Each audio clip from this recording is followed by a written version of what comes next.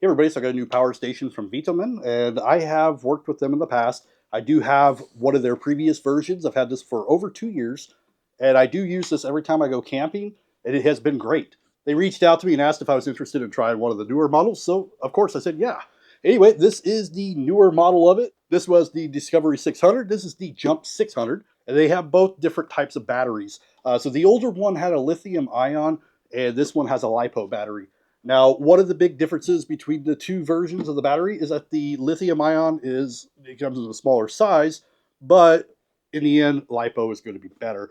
Now, this is 600 watts continuous, and it does peak at 1200. So you actually can use small appliances with it, but you don't want to use anything over 1200. And using that many watts, it will drain it pretty quickly. But I will demonstrate a couple different items with this here in a moment. Now in the box, you do get two different chargers, one for your AC outlet in your house. This is a 100-watt charger, and that is the downside of this one. It is a maximum 100 watts input for charging. You also do have the car 12-volt adapter, and now this isn't included, but there is a feature on this where you can use it, which it's Jump 600. You can use this to jump start a vehicle, and I'll share that here in just a moment as well. And this one is not included. This is just an extra part that I have. Now, another thing you could do with this is that you could get external batteries to parallel with it. And it's got this little, see if I find it with my fingers. So it's got this little port right here, and it'll allow you to plug in other battery packs that you can get that are sold separately. And you can parallel them where it will last a lot longer. And you can always set it up with like a solar system to charge throughout the day. And then you got power all night while you're camping and stuff.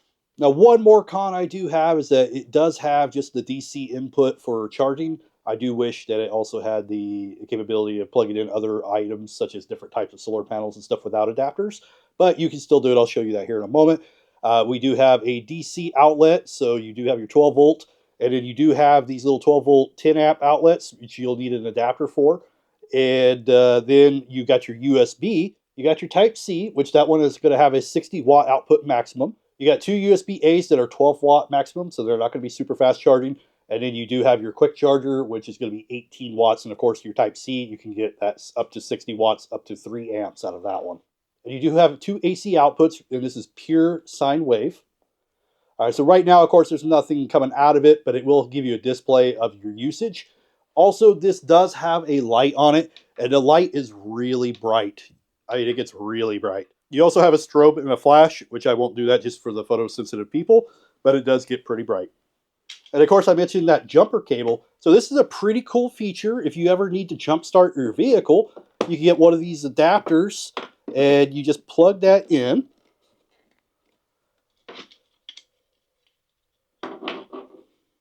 So you just plug that in, we got a green light, and we are ready to jump a vehicle with this. Super great to have these on hand. I love this thing. And again, this is separate, but you can get these pretty easily. And there's other power stations that will run these too. All right, so I do have a solar panel that's actually from them. I've had this for a couple of years as well. I think they have newer models of this one. They don't even have this one anymore. But I brought this in because I know it has the adapter that I need, which a couple of my solar panels have it. But in order to charge this power station, you're going to need to get the DC one, or you'll have to get an adapter for it. Which I have this one from VTOMAN, which they have all the sizes, which will work with all the power stations. Also, it's a 100-watt input, if I didn't mention that, for charging. So that's going to be for solar panel or for the AC outlet, so whichever one you're going to use.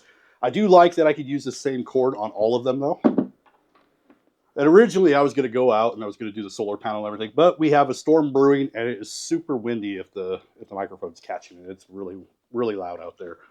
All right, so I went ahead and grabbed a couple of appliances to do testing. Now, normally when I go camping or I go out of town, I will use these for my electronics, such as my laptop, my phones, tablets for the kids, stuff like that. I normally don't use these to really run this kind of stuff, just because it will drain the battery really quick. So whenever I'm camping, I usually just use the fire or a propane. But just for demonstrations, for those that do live in RVs, or you do the bus life, the van life, or you just like to camp a lot. Now, this one is rated, this is a little mini cooker I have. So this one is rated at 900 watts for the heater and 500 watts for the heating element. So I figured this would be perfect because I could do just a toaster to test for the 900, and I could also do that for the heater for the 500, and then I do have a blender to test that really quick as well. And I will be able to show you how fast the battery will drain when you're pulling those kind of watts. Now you can run this while it is plugged in and charging. And of course, it's not going to show you the wattage coming out. So I'm going to go ahead and get that unplugged so we're not charging anymore. And let's go ahead and use the output. So we're going to go ahead and fire up the toaster. Let's see what it does. So right now we got 610 watts. Oh, that's definitely getting nice and hot.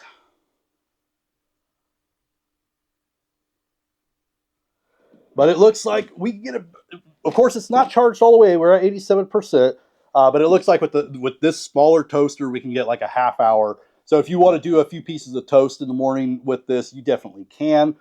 And it's definitely working pretty well. It's not using the 900 watts that it's rated on there. Maybe it's more if both of them are running at the same time. But that works just fine. Now I'm going to go ahead and cancel that. I don't want to run both of them because I don't want to overload it. And I would recommend not putting too much into it because you don't want to overload them. And all right, I'm going to go ahead and turn on the heating element. So we do have it on. And we are running 400 watts at 84% capacity. It says 0.6 hours. So, I mean, depending on the appliance you use, you're definitely not going to get a lot of battery life out of it. But you can actually cook a full breakfast pretty quickly if you needed to, and then charge this up throughout the day if you had to. Like I mentioned, a half hour, that's why I don't really use these on the power stations. But if you have to, you can. All right, so I got my NutriBullet here, which uses 1200 watts at maximum. I'm not going to run it all the way to maximum, but let's go ahead and plug it in. I'll show you how well a blender will work on this one. But let's go ahead and see if it will power the blender pretty well. Let's go ahead and power that up. Now we'll go ahead and turn it on low. I don't know how many watts this uses on each one. It's definitely loud.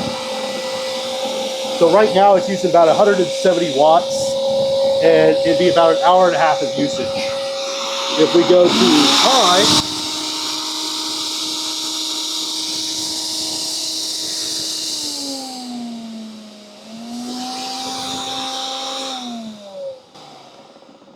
all right, so if you run it on high maximum for this blender, you're only going to get about a half hour as well, just like the cookers. But it does power it. It actually runs it really, really well. And on the low setting, it uses less than 200 watts, so it actually could go even further. So if you're wanting to take this on the road and make some smoothies or milkshakes or something, you definitely can.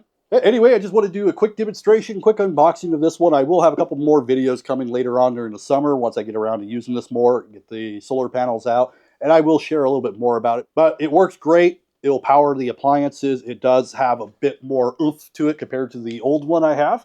And overall, I just really like it. Now, the only downside of the LiPo is it is bigger, it is heavier, but you're going to get a lot better performance and lifetime out of it. Anyway, thank you for watching, and hopefully this gives you a good idea what to expect and if this is something that you might be interested in. Thank you for watching, and see you in the next one.